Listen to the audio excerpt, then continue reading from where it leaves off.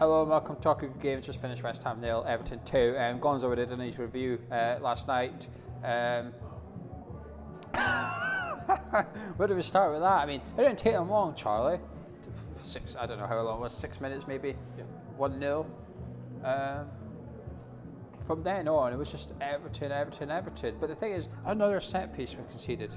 Yeah, and there were signs before that as well. You say it didn't take them long to score. They were pushing us and pressing us from the minute go. Like, second that whistle went, they were on point. They played a system which meant they could press us really, really effectively, and Pellegrini didn't really have a clue what to do. And that goal, how can we have so many tall people and be so bad at it? I don't understand. Like, it was so ridiculously easy. It looked like the most training ground thing you've ever seen in your life. The worst thing is we did a preview with an Everton fan, and she said we're the worst team in the league at set pieces. Yeah. So, like, when that went in, I thought, well, either you're a bit better than you alluded to, or we are just dreadful at defending them. I mean, I think it's the latter. But 1-0, and Everton kept coming,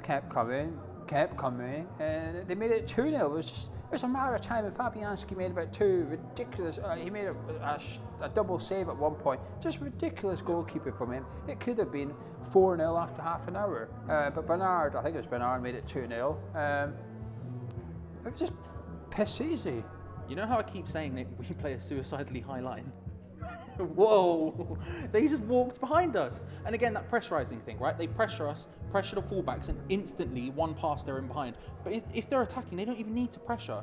It's just one pass and then they're straight through again. And it happens continuously. And the amount of times, I actually genuinely lost count in the game, where they would get in behind our fullbacks or behind our wingers, whoever's meant to be covering at that moment in time, and then just low drive it across the box. It happened continuously. And the fact they only scored one from that is kind of almost embarrassing for them, because they could have got 3 or 4 from the exact same way they scored that one. Well, anyway, the game finished 2-0, but let's talk about the overall thing, because first of all, Pellegrini got it wrong before we even kicked the ball. What the hell was that team? 4-4-2, Perez, who, you know, the amount of players we have on that pitch that aren't going to be here next season, in theory, was ridiculous.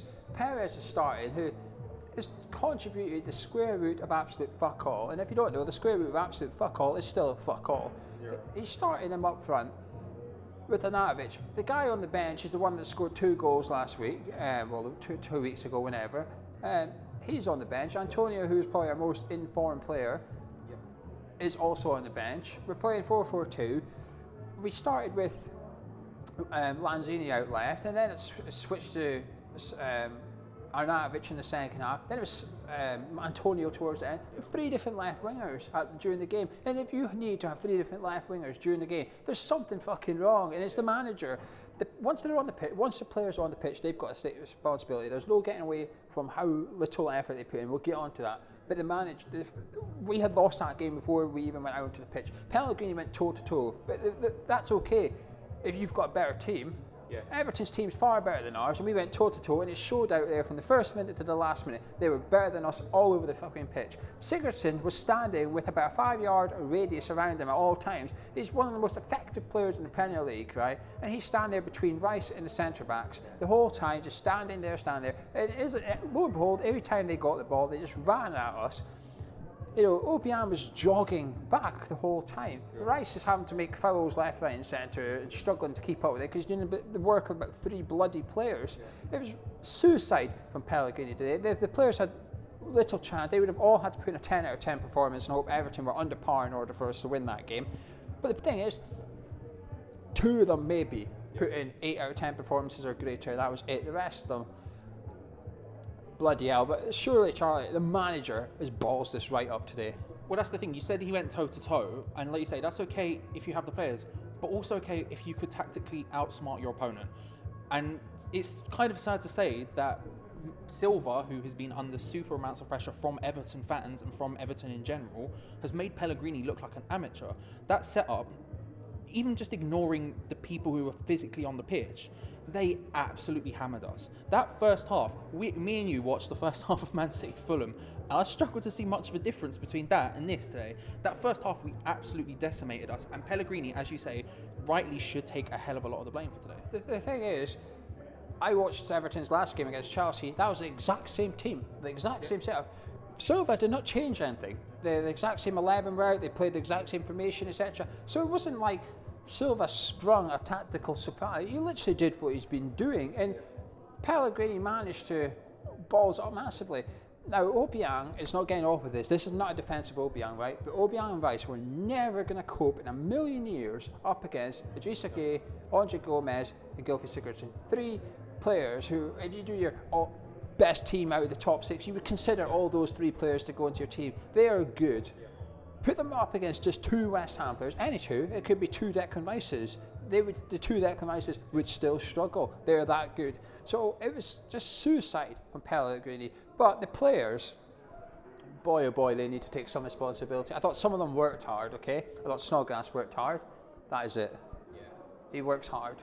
I thought Creswell worked hard. That is it. Yeah. It doesn't necessarily mean they played well, but they worked hard. It's just, you know, I thought Anatovich put in some effort in the first 45 minutes, but the effort is not effective. There's no point chasing Pickford down from a 30-yard back pass, and then when you're needed to press, you can't do it because you're knackered, because you just ran about. You know, it didn't take him long. For about half an hour, I thought he was trying a little bit, and Perez was not helping by not being able to find a man with the ball. But I thought he was trying Anatovich. Then he just suddenly stopped, and he just suddenly gave up a little bit and thought, you know what, bugger it, I'm not going to try anymore. And his demeanour just seeped out of him. And when he got subbed, he started jogging off before the board even went up. So he either asked to go off or was told he was getting off as well. So it was one of the two. I'm going to assume he asked to go off for whatever reason. You know, there was a bit of debate about Huddersfield. Lots of boos went up at Huddersfield. Were they booing Anatovich or the sub? Well, there was no disputing it today. Not one person around me clapped. There was lots of booing, but not one person clapped. But the players were just awful. The players need to look at themselves today. They were awful. Lanzini was crap. He was absolutely crap. He might as well have not been on the pitch. Antonio worked hard when he come on, but the problem is, you know, you're out-tanking people. Beast mode works against certain players, but when you come up against intelligent players like Everton's ones, they're not stupid. So when you go into beast mode, they let you be a beast when you want to be, but when it comes to putting a tackle in, they make it. They win the ball back. Simple as that. Hernandez, Dean Gana, well, what's the point? They're coming on at 2-0 down. That's a perfect scenario for Everton. They're good on the counter-attack. There's nothing they could do. Pellegrini's fucked up massively, and all those players are fucked up today because what the shit in hell was Perez doing on the pitch in the first place? And when he is on the pitch, your man just showing a bit of faith in you. At least do something. He was fucking awful. Yeah, and do you know what? It's not even like... It's just everything went wrong today. From start to finish, every single thing went wrong. From the selection to the tactics we used to the players that were on the pitch, everything went wrong. Like you say, there are maybe 1 or 2 people you could say, like you say, we mentioned Declan Rice, we can mention someone else who actually put some effort in. But really, you look at the majority of those players and you say, why did we both, the worst thing is that we saw this coming. Me and you both said before the game, if we set up with a 4-4-2, when it was announced Anderson was injured, if we set up with a 4-4-2, they will run all over us. And what happens? We set up with a 4-4-2 and then they run all over us. It's like real basic stuff. It's not complex in any way, shape or form. And yet it's exactly what we said. Exactly what we said happened. And it's really disappointing to see. I feel like Pellegrini is getting to the point where a lot of people are supporting him. A lot of people are saying, do you know what? He's the right guy to take us forward. What happened in the week with the Declan Rice comments, he's just being honest, blah, blah, blah, blah, blah, blah. We needed the performance today. We consistently bottle 7th, as everyone says, but the truth is that we needed a performance today because they're our rivals. And how much further ahead did they look than us? They looked, not only have they spent more money than us, and that's fair, you can talk about that as much as you want, but every single player on that pitch looked better than us. We both said before the game that Seamus Coleman, like, we looked at their fullbacks and went, apart from Digny, the right side is weak. Did we attack there, or did we do anything down that side? It's absurd. It's really absurd that that's the sort of thing that can happen in a game like that. Because again, they are our rivals. You look at them, you look at Watford, you look at Wolves, and you look at Leicester. Those are the teams that realistically are our rivals. And how many steps above do all of them look than us? And then we go and talk about Rice leaving, we talk about 25 mil, all these things. It's just not a good situation. And today, everything went wrong. Everton were fantastic, and just in case Everton fans are tuning in, you were brilliant today. Every one of your players was superb. You were a joy to watch at times if you were an Everton fan. There was quite a few people around me when Sigurdsson went off, they were clapping Sigurdsson because they said, well, you know, he was fantastic, and our players have been fucking shit. It was more sarcastic clapping towards our players to say, well, you ain't fucking doing fuck all, etc. But Everton were fantastic. One of the best away supports I've seen at the London Stadium since it opened. I thought they were brilliant today as well. But our fans were weird today. I have not seen as many half and half scarves that game as I've seen today. I don't know where they all come from. I actually thought it was a West Ham scarf, that there was that many people with a half and half scarf. I had to check, it was an Everton one. The ground was empty reasonably early. I can't blame them. 10 minutes to go, we had the whole row to ourselves, etc. There was just nobody there at the end, and you can't blame them. The atmosphere was poor today. At some points where we were, the crowd was trying to get going, but there's just fuck all to get going for. You're standing there trying to support the team. Then there was something really weird happened. At the end, there was a substitution for Everton, and Zabaleta was in the corner, and some guy, I don't know who, some boy shouted something. I don't know what he shouted. Someone like, "Come on, get going!" Zabaleta looked at him and sort of nodded. So then the guy next to me, he was like, "Oh, you get the rest of the team going. Put some effort in, etc." And he Zabaleta just sort of went, and then some of the fans were saying, "Well, come on then, do something, put some effort in." And then I think we won the ball back. 10 minutes to go, 2-0 down. Just passed it sideways a few times. I thought, well, that's not going to go anywhere, is it? I don't think we had a shot. I think we had one shot on target. It was at the end of the first half, and Average had a scuff shot type thing. It was pathetic. Pickford is a keeper that's coming under criticism as well. Some people saying, he should be England's #1. Well, that was the easiest clean sheet he's ever going to earn. We were fucking awful. And Pellegrini subs, I don't get it. He's changing things all the time, but nothing's working. There's nothing effective. It's all right being at Manchester City when you got Sergio Aguero on the bench. You can bring him on, and bang, you win because you brought on a player who's better than the opposition. You can't do that at West Ham. You've got to tactically outsmart someone. You've got to use your squad correctly. Yeah. He's done neither today. I always say he's an expert in football. Pellegrini, he's a football manager. He's an expert. We're just fans, okay? But when 90% of West Ham fans want the same thing, usually there's cause for it. We conceded 3 goals against Huddersfield, was named the same back four. Yeah. How the fuck did he think the same back four was going to do well against Everton when we conceded 3 against Huddersfield? Ridiculous. 90% of fans, Balbuena back in, there's a reason. 90% of fans don't want to see Perez in starting 11, there's a reason. Yeah. Pellegrini didn't either today, and oh shock, look what happens. We concede 2, should have conceded 5. Perez just... He might as well have just not been on the pitch. I don't understand it. I don't understand Pellegrini's thoughts. Sometimes when you get beat, I don't mind getting beat if we try, etc. I can accept that. But sometimes we can do something, it just doesn't work out. I don't even know what Pellegrini was trying to do today. You look at that 11 and you think, what was the plan? Perez was suddenly going to turn into Sergio Aguero. Because apart from that, I don't know what he was trying to do. We went to Goodison Park and played one of the best performances of the season. They've just done the exact opposite here. We've got our pants pulled down, our bums spanked by Marco Silva and the Everton players today. They deserve to win about 4-0 today, Everton. And the thing is, while we were getting beat up on the fucking screen, renew your ticket now. Oh yeah, mate. I'm well looking forward to giving me an extra 50 quid so we can watch that bullshit up on the fucking pitch where the players can't be arsed. Why the fuck should we all be arsed? But the problem is we are, because we can't get away from it. But Pellegrini, don't know what he's doing. And you talk about Declan Rice. Well, perhaps the reason we need to listen to Declan Rice is because maybe that guy's thinking he needs to get off, because why the hell should he stay for this? What's Declan Rice's ambitions? 25 million. Where are we aiming for next season? 12th? Yeah. Because that's as far as we're going to get. We're going to be battling. That group of teams you mentioned are right, but I would add Bournemouth to that. If we went in a summer league, that 5 teams or whatever, we'd come bottom. Yeah. We would. Yeah.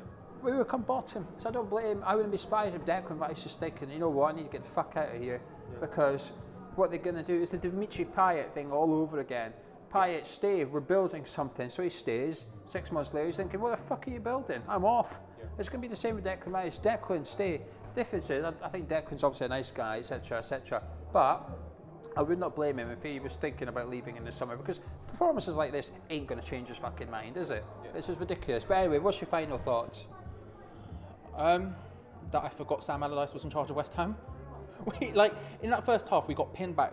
You said it. We need to give Everton credit, and we need to give Marco Silva credit, because they fucking annihilated us today and absolutely destroyed it. And in that first half especially, they pinned us back so well. You saw Lanzini, who was playing out wide, and Snodgrass were playing so deep that we would collect the ball from them and we'd just pump it long, as if that was going to solve any issues. Okay, what's Hernandez going to do? Control it, or whoever was on the pitch at the time. What are they going to do? Control it and then dribble past 8 people? We've not got Ronaldo up Well, front. I think We've that's got. what Pellegrini was hoping he was going to do. But that's what I mean. And it's ridiculous that's the thing. We give him a lot of praise, Pellegrini, that is, for approaching a game in an attacking sense. But today we didn't do that. Today we looked as bad as we did under Allardyce. We looked as defensive as we did under Allardyce. And if anything, that's the biggest criticism you can say of him, is that when you look at today's team and you look at an Allardyce team of ours, there's no difference. None whatsoever. I think Everton deserve all amount of credit in the world because they did absolutely, every single man on that pitch outplayed the person they were up against. Every single man on that pitch put more effort in than the man they were up against, including Marco Silva, who got it absolutely spectacularly bang on when we just folded and crumpled and died out with a whimper for more often. We keep doing it more and more often than I want to be saying it, and it's annoying because I want to support the guy who seems to want to bring attacking football and do stuff like play the game in the way we want to be seen. But that wasn't it today. Today we played defensive, and not only did we play defensive, we played it atrociously, and Everton walked all over us rightly because every single one of their players and their manager were better than their opposition. It's all very well playing 4-4-2 and going attacking, but if you put the wrong players there, it's not going to work, is it? You know, it's all very well going with an attacking mentality, but if you put the players in that don't work together, you know, I just don't understand how he's played the same defence that conceded 3 against Huddersfield. We beat Huddersfield because they're the shittest team in the league. Fact. Okay, we got a bit of criticism. We did the review after it. Some people say, well, you're being a bit negative after a win. That's because we watched it. We knew, we seen us scrape a win against the worst team in the league, and we thought we should be doing a bit better than this. That is no surprise. When the lineups came out, we thought it was 4-4-2. We thought we were going to struggle today. We thought, well, I don't fancy this all of a sudden. So that was no surprise. I was actually quite calm during the game. And after the game, I was coming away from the ground, I was speaking to people. I've actually got wound up about it because we had an opportunity to go 7th tonight. We're lucky Everton didn't score 7. That's the only 7 thing happening around tonight's fixture. It wasn't us going up into 7th. Them getting goal number 7. That was the fucking more likely thing to happen. No, we'll calm down again. Well, this is it between now and the end of the season. Chelsea away, Man United away, Spurs away. Leicester at home's not going to be easy. The only easy game on paper we've got left is Southampton at home. But that's the second last game. What are we going to do till then? Try and lose 2-0? You know, it's all very well getting up for games against the top 6, which we have to hope that's what we're going to do in the next couple of games. Otherwise, I don't know. Pellegrini fucked up. The players have done shit. But credit to Fabianski and Rice. It could have been a hiding today. Not Rice did well. But again, Pellegrini's thrown him under the bus once again. He's got far too much to do in there. Far too much. The task he's got is impossible. You can see him getting frustrated. At one point in the first half, he ran all the way down the left-hand side. He did about a 40-yard run, gave it to Perez, who then gave it away. And you just think, Declan Rice must just be thinking, why the fuck am I bothering? You know, this guy's probably getting paid 3 times as much as Declan Rice, twice as much at least. For what? Fabianski was superb, kept us in it, saved it being an embarrassment. Those two, you know, when it comes to the player awards, those 2 players are the only ones that might as well turn up at this rate because they're going to win all the awards. Sign of the season, Ham of the Year, Young Ham of the Year, it's all them. Fucking hell, I'm going to vote Declan Rice for goal of the season as well because no other fucker deserves it. But anyway, sorry for the ranting, but we're a bit angry. Hopefully we'll be a bit more positive in the preview for the Chelsea game. For the Chelsea game. Don't worry about it. It'll be fine. If you've somehow enjoyed the video, drop a like and leave your comments below as well. We've been reading the comments more and more recently. We're going to do a couple of videos about the comments on YouTube. So drop your comments below. Subscribe if you're new around here, and we'll be back very, very soon.